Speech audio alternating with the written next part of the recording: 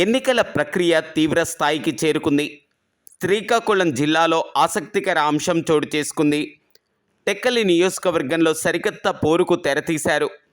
టెక్కలి నియోజకవర్గం నుంచి దువ్వాడ శ్రీను వైసీపీ అభ్యర్థిగా నామినేషన్ దాఖలు చేశారు. అయితే అనూహ్య రీతిలో ఆయన సతీమణి జెడ్పీటీసీ సభ్యురాలు వాణి రెబల్ అభ్యర్థిగా బరిలోకి దిగుతున్నారు. రాజకీయాల్లో ఏదైనా సాధ్యమే అనే నానుడికి ఈ ఘటన సరిగ్గా సరిపోతుంది. దీంతో టెక్కలి నియోజకవర్గంలో పోటీపై ఆసక్తి నెలకొంది. ఆంధ్రప్రదేశ్లో ఎన్నికల నామినేషన్ల ప్రక్రియ ప్రారంభం అవటంతో కొన్ని నియోజకవర్గాల్లో ప్రధాన పార్టీలకు రెబల్ అభ్యర్థుల తలనొప్పులు తప్పటం లేదని తెలుస్తుంది.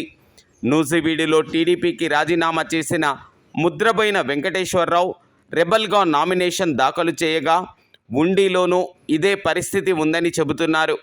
ఈ పరిస్థితి అధికార వైసీపీలోనే కాకుండా కూటమిలో కూడా ఉన్నాయని చెబుతున్నారు. కూటమి అభ్యర్థులు ఇప్పటి వరకు కొన్ని ప్రాంతాల్లో బయటపడనప్పటికీ నామినేషన్లు వేసే సమయంలో తెరపైకి వచ్చే అవకాశాలు లేకపోలేదని విశ్లేషకులు చెబుతున్నారు. ఏది ఏమైనప్పటికీ ఇరు పార్టీలకు రెబల్స్ తాకిడి తప్పదని తెలుస్తుంది. మరి ఏ పార్టీ నుంచి ఎవరు రెబల్ అభ్యర్థిగా పోటీలకు దిగుతారు అన్నది వేచి చూడాల్సిన ప్రశ్న.